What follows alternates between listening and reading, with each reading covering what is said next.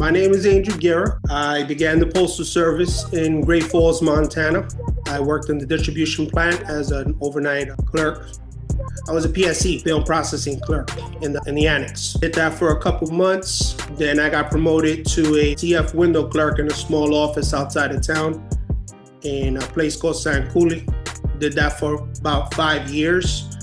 During that time, I became an OJIT. I OIC'd in APOs, and I was all over the place, basically. After that, I went on detail to Shoto, stood there for a few months, came back to San Cooley again, did that for a little bit. Afterwards, I got promoted to supervisor. This was my first actual on-the-book supervisor position. I was about 5 years in. I moved my family and now to Billings, Montana. I went to Billings, Montana, and I got my first gig as a supervisor in Ronald Reagan Station. Stood there for a few months, bounced back and forth. Got a phone call at 6 o'clock from the manager of ops. She and I, we had a good working relationship with one another. Called me back, said, "Hey, you want to go back and detail that office for me?" Postmaster quit. I put in for that position. I didn't get it 6 months prior. They gave it to the other guy, but he lasted about 6 months, and then he just left the Postal Service, from my understanding. I don't know too much about what happened to him, only that he resigned. Afterwards, went back up there. While I was there, I got promoted to Postmaster. About 3 months again. And mind you, in Montana, it's not like in Florida where everything's a lot closer. Like I go from Fort Lauderdale to Miami, it's like an hour. The nearest town in Montana is like 4 hours away, one way. So you get on that road and you see nothing for miles. I mean, it's just you and the road. And I did that for a while. I was away from my family a lot for this position. Got promoted, small town office, rural town, Winnett, Montana. Very small community. People were kind of cool, you know. We got a 7-year-old, and my wife and I, we wanted to kind of give him a better education. So I gave up my position as postmaster. People get the wrong impression of managers. And before I continue, I want to set something to the crowd, to the people. I'm a person just like the craft workers. And I don't know about other managers, Lino, but me, I fought for my staff. I used to get in trouble for my staff because if I knew my staff was working, I put my ass on the line for them. I mean, my carriers can tell you that. The carriers I worked with, I didn't get to work with you so much because like you was coming and going, I was coming and going. But when I was at Flagler, I ain't never had problems with you. And I ain't never had problems with no one. I mean, maybe one or two people, but you get that in every station though. You know what I mean? Like people just have a bad day. You guys have a disagreement. And where I'm from, we have our disagreements and then we come back and we work again. We're good. I've never held a grudge in like my 7-8 year career. I don't hold grudges with nobody. Anyone that worked with me knew I was fair. I always try to be fair. I always ask people if they needed something, if I could help them. If I knew about it, I'll go for that, no problem. Here's something I used to do that most managers didn't do. You guys deliver the mail every day. Rain, sleet. Where I'm from, mountains of snow. I mean, like those trucks never stop moving. You know what I mean? Here it's hurricanes and shit, but like the point is you guys ran the mail. I didn't run the mail. I'm gonna bring up one of the programs concerning you guys because I've always wanted to express this and I'm glad I got a chance to, and then I'm gonna continue on with our thing. That DOIS program is not fair. It's not fair. And I'm gonna tell you why it's not fair. Because while they sitting there telling you guys, oh, it says here on DOIS, you got this much letters, you got this much package. The machines don't count everything. And if the morning supervisor don't put the information in correct, bro, you guys are running into overtime. And then they're trying to figure out why you guys are coming in late. I mean, it's a no-brainer. Gonna put any information in there that would show that the carrier has overtime. I don't ever really remember a time where they told me, hey, according to DOIS, you're over. It's always according to DOIS, you're under, or according to DOIS, you should be able to do this pivot over here. Yeah, okay. Yeah, whatever. That's why I never really went with DOIS. The carriers in Montana that I worked with, they knew. I used to tell them when I was working, because I've worked all tours, So in the morning, I come up and I'd say, hey, tell me, this is what DOA says you have. Give me a reality time. I need a real time from you. And DOA is showing like 30, 40 packages, right? Spurs and shit. And the whole fucking floor is full of mail. But DOA says you're going to be back at 3 o'clock. What? And what reality are you looking at? Even I know that, and I'm not a freaking carrier. And let me tell you something. I've never been a carrier. I'm not going to sit here and lie and say I carry mail. I ain't never carried mail. But yeah, DOA is not fair. So I'm glad I wanted to clear the air with that one. And let the carriers out there know there are guys like me in the Postal Service that do believe you guys are right. Now, you on your last part, there was a comment or something or another that said management doesn't get it. You're right for the most part, except this manager. I understood because I've worked in several offices. I didn't just work in one office my whole career and then they just promoted me to manager. I floated all over Montana and I moved across the country, took a downgrade so my kid can go to a good school. And in less than a year, I'm facing total loss of everything. In less than a year, because I spoke out. I said stuff they didn't want me to say. I filed reports. I called people. I did everything I was supposed to do right. Everything right. Contacted the congressman, the senator. You're getting in trouble now because you're doing things by the book and according to policy, correct? Correct. You're not getting in trouble because you're doing anything outside of policy. It's your refusal to do things outside of policy that are getting you in trouble, correct? Correct. That's exactly what it is. This is just to show everybody that they're not just against craft. More than anything, what they're against is people doing the right thing and people having integrity and doing things by the book. If you do those things, then you will become enemy of the state and the Postal Service. A clear example is today. I had my RA and they try to spin it back on me. I won't go into the full details because there will be things that follow up after today's fiasco. But I will say that management violated Article 650 of the ELM. That's management rights. I was put on constructive suspension for 35 days, all because I told my postmaster in Miami, I want a representative for this meeting with you later on today. Why did he want to have a meeting with you? Yeah, he tried to blame 2,000 packages on me, 2,000 failures that I had nothing to do with because I wasn't there. I wasn't there. I don't touch the mail. Managers are not supposed to touch the mail. Well, except for Miami. I noticed managers touching the mail here that they shouldn't be touching. But that's neither here nor there. What do I know, right? No, I'm just the guy that followed the policy, right? When I requested my RA back in July, 546, if I'm not mistaken, off the top of my head, I was entitled to, administrative pay if they weren't going to process the paperwork. They never put me on admin leave like they were supposed to. In fact, they've been LWOPing me. So they forced me to burn all my leave as FMLA, knowing that it should have been administrative leave. And then they went ahead and LWOP me. 515, 516, if I'm not mistaken, clearly says they're not supposed to do that. But they did it anyway, right? They violated the Rehabilitation Act of 1973. What's stopping them there? Let's keep breaking more laws, right? Hey, how about the willful delay of mail or clock manipulations? I've seen them with my own eyes. Yeah, and you know what? I spoke out about it my first 2 weeks there.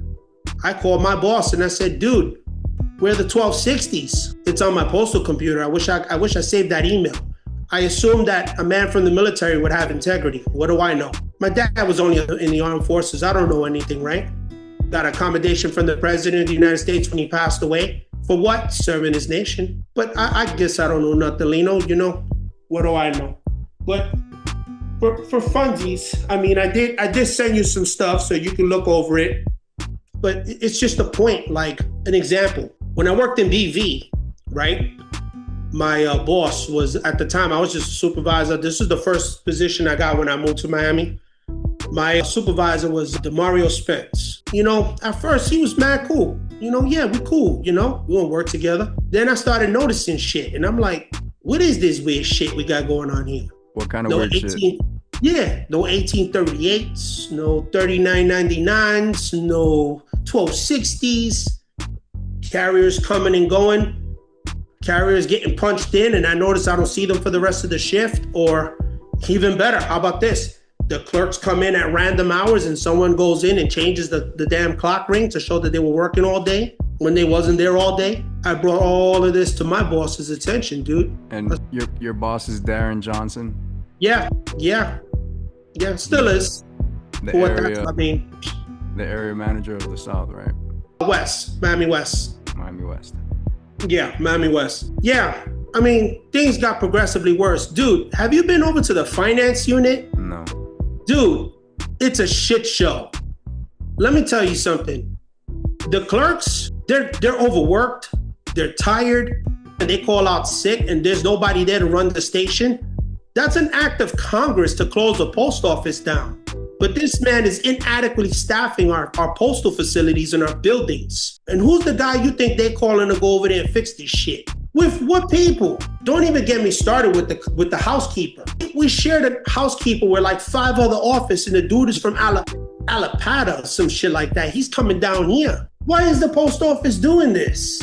Where's the logic here? They got these guys on scanners trying to micromanage them. Everything has been micromanaged, to like the point where you can't even do your job anymore. So the comment you made in your other podcast you did about managers not having control, dude, you're right. You're 100% right. We have no control over our stations. We can't make no decisions. We can't decide how we direct the staff. And these poor carriers are out there all hours of the fucking night. And we got to leave them out there because then we get in trouble if we bring them back. No autonomy. No, none. Absolutely not. None at all. I'll give you an example of clock ring manipulations because I know that's a hot topic right now in the Postal Service. Happened to me. So Spence went on vacation for a couple of days. I don't know if it was a week or I don't remember. It's been so long. He left though. I got the clock rings. This is when I was a tour supervisor. And my partner, I won't bring her up because she's never done that wrong to me. She's cool. You know her. You know who we're talking about, right? I think so. Yeah. She just got promoted. She replaced me. Just so that the listeners are able to figure it out, BV and Flagler Post Office share a building together. Oh, yes. We're under the same roof. Yeah. In Billings, Montana, the things that you see in Miami, you didn't see there, right? You didn't see clock ring manipulation. You didn't see delayed mail. No. You had autonomy over your... Okay. Yes. So we it's did. Like a whole nother world. Dude, it's like fucking culture shock. It's like, it's like, what the hell? Spence goes on vacation. My partner goes on vacation. Now, my partner's in the middle of the ocean. She's on a cruise. Spence I think he went out west somewhere. I don't remember exactly where. It's been a while. He says, hey, I need you to handle things while I'm gone. I need you to just check on the finance unit, make sure the carriers do good. Can you handle it? And I said, listen, yeah, I can handle it. I got you. So I was trying to work with the guy, Every other day, I'm working anywhere between 12, 16 hours a day. So the total tea time that I went over was about 19 hours and change, between the no lunches and stuff. I gave him breaks here and there, and I said, look, just give me this and we're okay. I try to be fair with it, you know what I mean? Even though that's my pay. And even though I did do the work, I went to go check on the clerks, like I told you at the finance, because that was a nightmare. They ain't never had their mail up on time or nothing, because there's no supervision there. So I had to go on my personal car, because they didn't give me a postal vehicle, so I'm using my own car now to drive through traffic, get to the finance, stay with these clerks for a little while and help them so they don't get overwhelmed and call out on me. Then go to Flagler and close out BV. I do all of this. I give Spence the hours. Don't worry, I'll take care of it. I got my pay. I said, what the fuck? That was the first thing I said. I always check my stuff, I'm real organized like that. Check my pay stub, 5 hours here, a couple hours there. And I'm like, yo, what is this shit? And I was pissed. I said, you know what? Before I go and accuse anybody, I'm gonna do my due diligence and I'm gonna check. So I had the reports pulled. My clock rings were changed. He changed a bunch of rings. And I found out because as a manager, all you need to do is just have the serial number on your paperwork. You put into tax, because you're a shop steward. So, that's how you find out who's doing what. So it's not a secret. Boom. So all the clock rings, Spence changed, and I'm like, what the I was pissed. First of all, I never gave him a 1260 or 3189E to change my time, which means he committed tax fraud, right? I mean, but what do I know? So, okay. What did he say?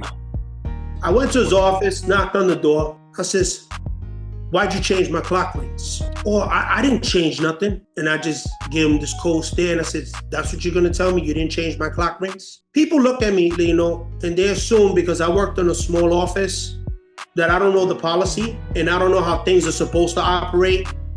And I just worked in a small rural office and I don't know, in buttfuck Montana, and I don't know nobody. Here's the thing, I'm from New York, grew up in the Bronx. Well, you had to watch your ass with everything you did. I was a straight A student for a long time and then I got lazy. Something else I do that people misjudge me for. I read a lot, especially when I'm interested in a topic like policy. So for this man to sit here from across from me and tell me, hey, I didn't change nothing. He not only insulted my intelligence, but it pissed me off. So that's when the war of the two roses kind of started at that point. And we went back and forth. He said he was gonna fix it, back and forth. Months went by, motherfucker never fixed it. And I'm pissed off and I'm like, what is this shit? Finally, a position opens up in West Carrier and somehow Shanoma gets involved. That's another one, by the way. That's another peach right there. I understand you don't have no love lost for her either. It's not personal, it's business. That's what this is all about, business, right? Right.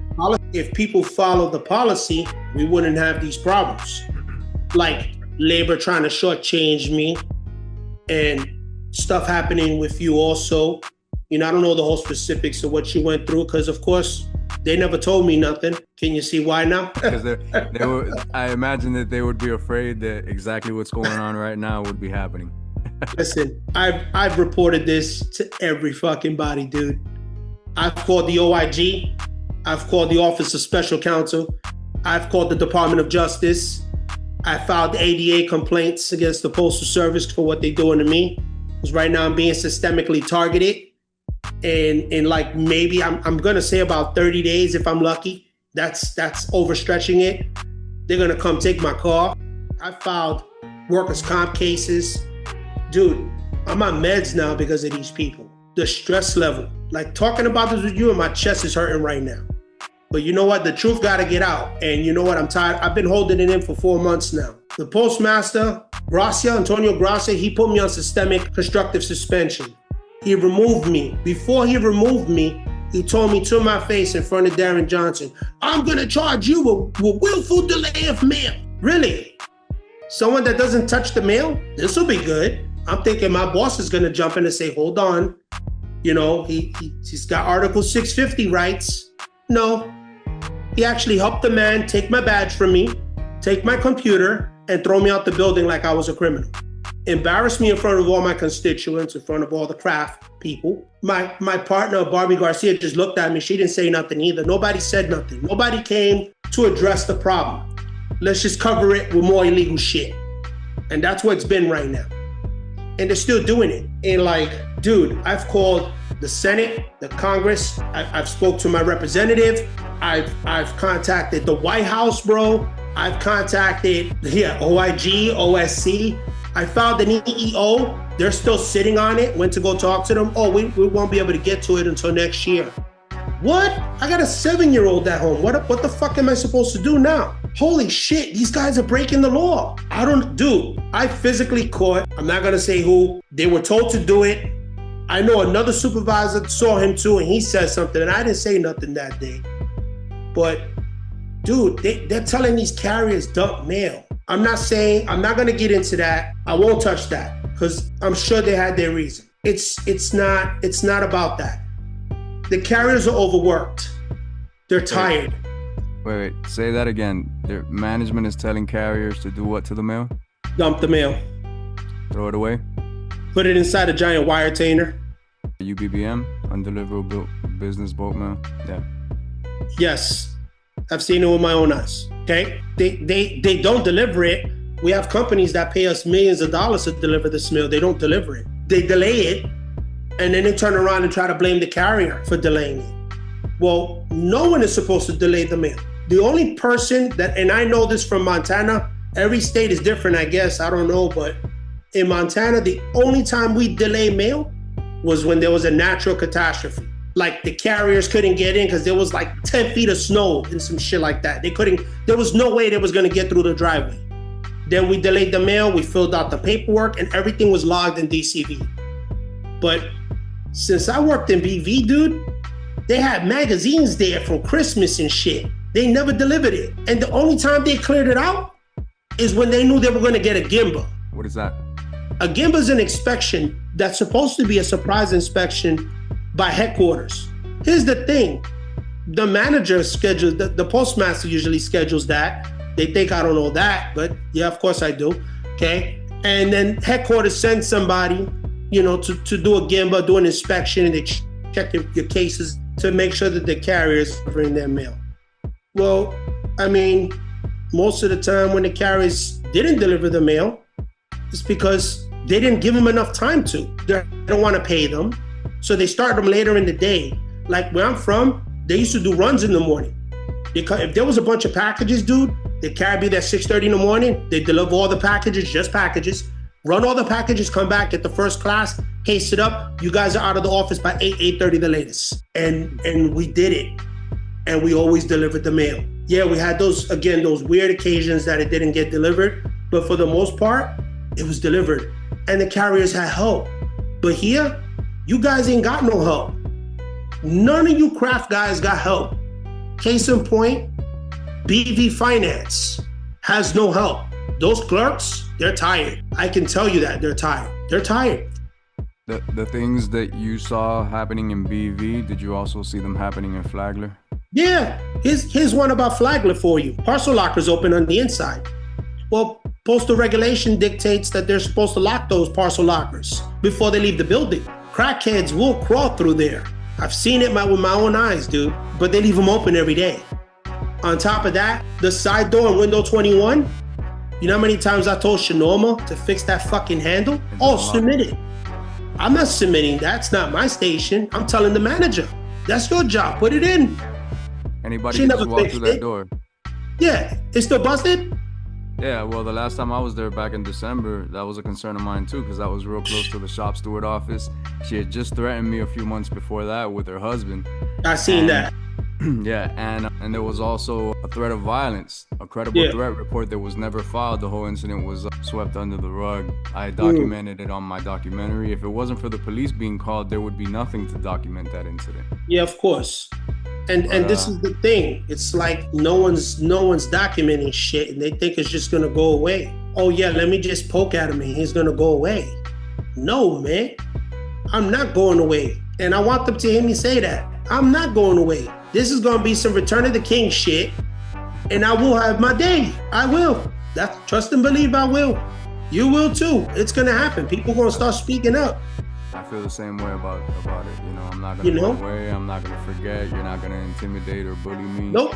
I'm going through similar hardship as you right now. I haven't gotten paid since December, outside of some grievance money that had been backlogged and it was pending for a while. But I'm okay with that. I'm okay with going through what I'm going through now, because what other choice do I have? I'm not gonna give them my integrity. That's not negotiable. That ain't worth it, bro. It ain't worth it. I know we're running a little bit out of time, but I will say this. There's plenty more for this story.